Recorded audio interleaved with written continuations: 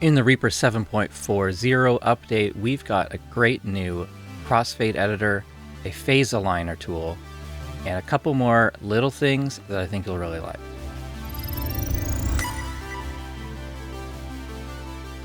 I think instead of reading out the changelog this time, we're just gonna dive in. Crossfade editor, once you have a split in an item, you make a crossfade, you can double click on that crossfade to get the crossfade editor. Now this is not strictly new. There was a crossfade editor before. This is a more visual crossfade editor. You can make this as big as you want. It's not limited to a small window. And you've got the sort of main original content in the top lane. And you've got the left side of the edit and the right side of the edit. And as you drag things around, you can visually see how things are arranged in that. You can zoom in super close without affecting your timeline. So you can have a far zoom out with your timeline, show lots of tracks at a time, and then kind of just focus on a single crossfade at a time. So there's lots of adjustments here. You can slide that crossfade around. You can lock the left and right controls so that they stay together. Oh, there it is, this button. So we'll lock them together. Hold Alt will adjust the contents. We've got mouse wheel for zooming. We've got command or control mouse wheel for the peak gain, which does not affect your main timeline, just within this window. We can mute the left, mute the right. We've got pre-roll amount, post-roll amount. We can solo the crossfaded items. Just a ton of features packed in here. Down at the bottom right, we've got options for snapshots and presets, as well as a options menu. So within the options menu, we've got display combined peaks, apply fades to combined peaks, display phase alignment with crossfade area, mono peaks, auto zoom peaks, apply fades to peaks, recenter after mouse edits, continuous auto recenter, stop playback at end of post roll if repeat is disabled, restore project loop points when closing crossfade editor. You can dock the crossfade editor in the docker. So let's talk about the presets, because there are presets kind of already set up. And so there's a default crossfade, there's a 250 millisecond crossfade. This 250 millisecond preset is one that I actually made. In here we can rename it. It'll bring up a window. I think this is an equal gain. No, equal power. Yeah, and so I can rename that. Can delete it and save a new one. Now, if you're wondering about those settings, how do we get to those settings? How do we change those settings? Of course, we can drag things to change the size. And you'll see this box here at the top. There's a drop-down menu where you can choose a single parameter to view and to edit. So if we want this to be exactly a 1 second crossfade amount, we can now save this as a preset. But we can also see things like the left volume, the right volume, times for the fade in and out. All these things can be modified. We can view this in time, beats, hours, minutes, seconds, frames, or samples. You'll also notice these left, right, up, down arrows in the corner. So if there are multiple fades in the project, you can navigate through those. Yeah, so now we can navigate through the different crossfades, jumping to that part of the content, and you can see that the item in the background gets selected. Both pieces of that fade get selected. And the same works for multiple tracks. So let me just dupe this track. And so we're currently viewing the first track, but we can go down to the next track. Visually, we won't see much changing because it's the exact same content. But this is a completely separate fade. And we can just, if I make this track bigger, you'll see that there. You can see which ones are selected. So this Crossfade editor is great for grouped tracks where you've got 8 tracks of drums and they all need to have very accurate crossfades, and it's kind of tedious to zoom in and out across different things to navigate through different crossfades. You can all do this in one editor, and if things are grouped, they get linked together. It's a very cool thing. Let's go back to just the single track. There's also this analysis of phase alignment, which is pretty neat. So we can hit this phase align button, and we can choose to maximize the phase alignment by the left item position, left item contents, right item position, or right item contents. The contents means that the edges of the item will stay where they are, but the audio within that will shift left and right by a few samples, where position would move the item in the timeline. I tend to go with the right item position for making that phase adjustment, and it will just move by a few samples generally to make that alignment. There's also a recenter button. Yeah, if you have recenter after mouse edits turned off and you are making adjustments, you can hit this recenter button and it will bring it back to the middle of the view. Just want to show you a quick comparison of the new versus old Crossfade editor. This old one has knobs for all the adjustments, and you can choose which ones were linked. I think there's some nice, unique things about the old Crossfade editor that may be coming to the new Crossfade editor. What the old one lacks was the visual ability to manipulate things directly, to have a separate zoom in and everything, and you're kind of limited to this small Crossfade window. So there are changes coming to the Crossfade editor. It's already in testing based on the user feedback from the first couple of days. It's a really cool function to have inside of Reaper to just get those crossfades absolutely perfect, especially when you're dealing with many, many tracks at once, navigating through and all that stuff. Now, speaking of navigating the Crossfade editor and making this a real power user tool, let's open up the action list. So just hitting Shift ? And when the Crossfade editor is open, your action list will automatically go to the Crossfade editor section. Yes, there's a new Crossfade editor's action list. The normal one is called main. Crossfade editor can be selected from the list, and you have different options here. You can choose the phase alignment option. You can nudge the contents. You can nudge the position by 1 millisecond or 10 milliseconds at a time. You can save and load snapshots. You can go to crossfades on the next track, previous track, go to the next crossfade, go to previous crossfade. And so navigation's really simple with the default shortcuts. It's left, right, and it's up, down for different tracks. Can't be really any more intuitive than that. We can adjust the view. Preview width is sort of like a loop range around the item, or around the edit that you can select, and that's adjustable through keyboard shortcuts if you want. Play and stop is spacebar, and options to recenter and everything. And of course, this is the action list, so you can even create your own actions. If you want to do 20 milliseconds left hand item contents nudge, you can just make a custom action with 2 of these in there. And if there are any aspects of the Crossfade editor that you find are lacking or missing, comment on the forum and your request will be seen and possibly implemented into the next update. Okay, and the last thing I'll show you is the snapshots function.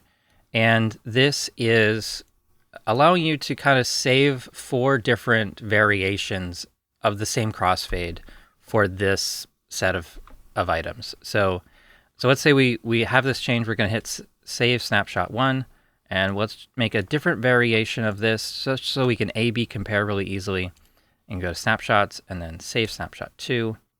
And now pressing the number 1 loads the first snapshot. And this audio example is not great for this, but pressing 2 goes to the next saved snapshot. And there we can hear a different variation. We go to the next fade. The snapshots list is empty here because there isn't a saved crossfade for this. So that will be 1, 2, 3, 4 for the loading of the snapshots, and it's command 1, 2, 3, 4 or control 1, 2, 3, 4 when this window is focused to save your snapshots. So let's call this command 1 for the first snapshot. Drag this, make a nice big one. Command 2 to save. Let's press 1. That loads the first snapshot. 2 loads the second snapshot. I find that the default shortcuts for the Crossfade editor are very intuitive. I think they've done a great job with this. Let's move on. All right, now we're going to talk about the phase aligner. So this is a separate tool from the Crossfade editor. I'm going to just search for phase, edit phase alignment, run and close. We can select some items, and they'll automatically fill in this phase align items window.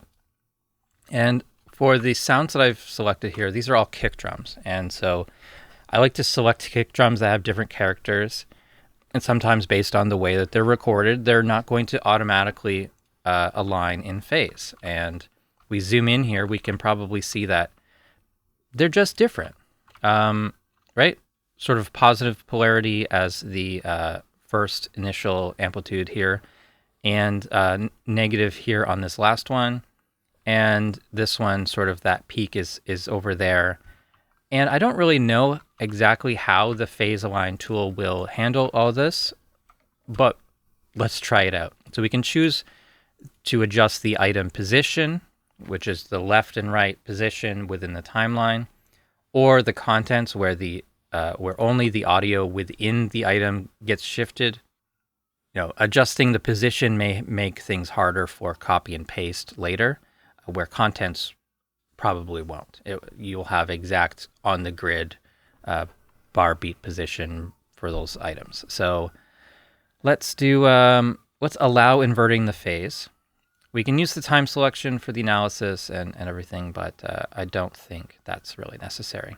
We can also set a max adjustment size of 50 milliseconds.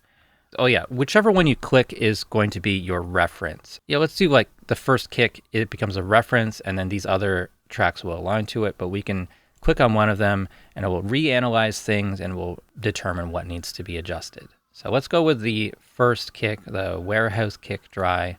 Let's go with that one, and then the other two tracks will shift by a small amount. Let's hit apply, and you can see that things have changed. And if I zoom in here, and let's turn snapping off, and I want to click right here. Yeah, so that's looking much better in terms of phase. I would say that this one here should probably, if I was manually adjusting this, I'd probably do that, and I would probably invert the polarity of that. But I think for this one and this one, that's definitely more in phase. So let's hear what that sounds like. Sort of a little bit of a doubled effect. I'm not sure why that one won't adjust. Let's do position and see. Oh, I think it may have had to move by a further amount. Or maybe it's just this sort of distortion here on the start. So if I was manually editing this, I might do something like that.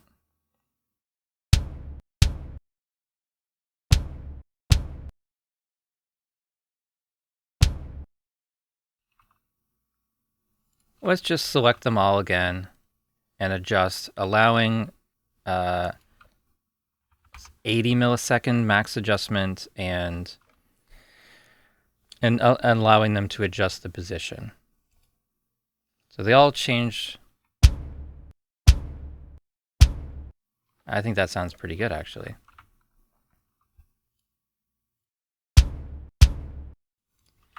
And let's use that last track as the reference.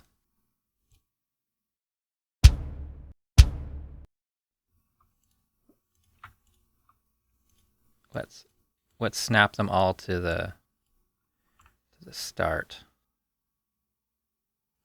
Kind of reset them all. Let's hit calculate. Let's hit apply.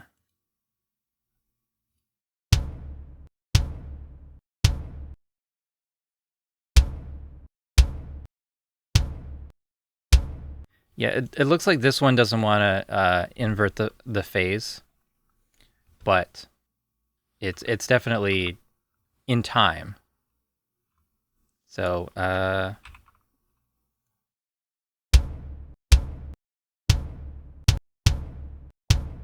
it's like perfectly in time, but it's just the polarity inverted. That gets it exactly how I would want. So anyways, phase aligned items, it's not going to work perfect every time, but this can maybe be a better starting point to take random samples and to get them closer in time. Let's just reset those back to the default positions there, and I'm going to adjust them. And there we go.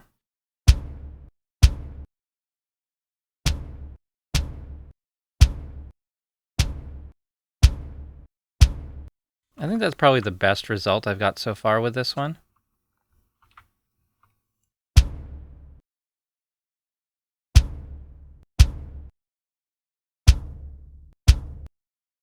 A little bit flammy, but yeah. If you can get this to work perfectly for you, I think this can be a huge time saver. You're definitely going to have to still use your ears and make adjustments manually. Envelopes. Support relative snap when moving envelope points and automation items. Item here, I've got some volume automation below it. And I want this volume automation to start before the grid line. And I want to be able to move it around freely and keep it the same distance behind that grid line. So we can go to relative snap mode, which is a right click on snap to grid settings, click on snap relative to grid. And now if I'm selecting and moving this around to the left, it's going to snap to the next grid line, which is currently set to quarter notes.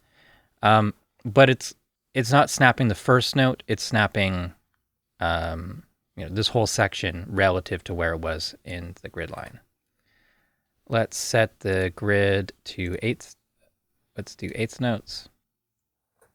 And so same sort of snapping, smaller divisions, and yeah, it's staying snapped. Let's do a freehand draw. Let's encapsulate that with a automation item and make sure that automation item is not snap to grid. There we go. So I've got this automation item and we are on relative snap mode. So I can snap that and it will have this amount of offset remaining there. Relative snapping is something that you would use a lot if you have items that are snapped, that need to reference a grid line that is not precisely matched with the start of the item. I think it only makes sense to extend that to automation lanes as well. Big Clock Plus. Support copying text to clipboard. Support double-clicking on region or marker color square to edit the region or marker. Yeah, so Big Clock Plus, you can now copy the text that's on here. If you park your edit cursor and there's some information in Big Clock Plus that you want to copy into some other text document, we can right-click within here to copy all text to clipboard. And let's come over to the document here and hit paste. And all that information separated on different lines. So if you're making notes on your project for things that need to change, cue markers, things like that, and you want to have a separate document with all that information, this is a nice, easy way to do that. Now, the other thing, if there's a colored marker visible here, we can double click on that and we can just edit it directly. Copying text to clipboard, I think, is the best addition to Big Clock Plus so far. ReEQ, clean up UI layout, improve for localization, ReaPlugs, allow mouse wheel over most text fields to adjust value, RS5K, increase UI width. So these are some small changes to the Reaper stock plugins. It's almost unnoticeable. I've got two instances of Reaper open. I've got on the left side, I've got the latest version, 7.40, and on the right, I've got 7.33. there's just a very small difference. The UI of the lower area has been compressed a bit. Got rid of this basically empty space here. I don't know, saving a 1/4 inch of the screen space. Almost unnoticeable, but thought it was worth mentioning anyways. RS5K, Resamplematic 5000. Let's add that. Again, a very subtle change. So I'm going to float these 2 windows and putting the old version on top of the new one. They've increased this by about 1 inch or so, a few hundred pixels, just to make it a little less cramped. And I think that's a good change. And one of the other changes is allowing you to mouse over text boxes to change values. If you have the option, ignore mouse wheel on all faders, if you have all 3 of these turned off, then that allows you to mouse wheel over. It's not applicable to re-EQ at this time, but a lot of the other ones, redelay, recomp, relimit, repitch, those and Resamplematic 5000, these all allow you to mouse wheel over the knobs for quick coarse control or fine control over the text box. So at least for my mouse, it's going 1 digit per full push of the mouse wheel. Definitely kind of slow. Hovering over the knob, it's like 1 digit per click, that kind of thing. So it's a nice little change to have that. And the last thing we'll talk about today is ReaNinjam. If you are not familiar with Ninjam, this is a built-in tool to Reaper that allows you to collaborate with other Reaper users semi-real time. There's a voice chat, there's a text chat, audio transfer between different users. So what's new in this version? Auto-assign remote channels users to output channels, option to hide beat counter display, allow configuration of remote output channels, allow customizing bitrate for each local channel, improve accessibility labels, remove various dividers from screen reading lists, make plugin I/O size configurable, and allow configuration of output channels for metronome and local channels. On the right side, this is the settings window for Ninjam. Basically just a couple options. And in the new version, we've got lots of different things here. Input channel number, output channel number. We can manually or automatically assign the remote channels to pairs or users. We can hide the beat counter display, which is going to be at the bottom here.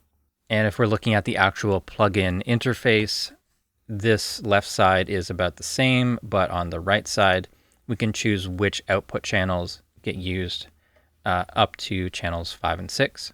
And for each of the channels, yeah,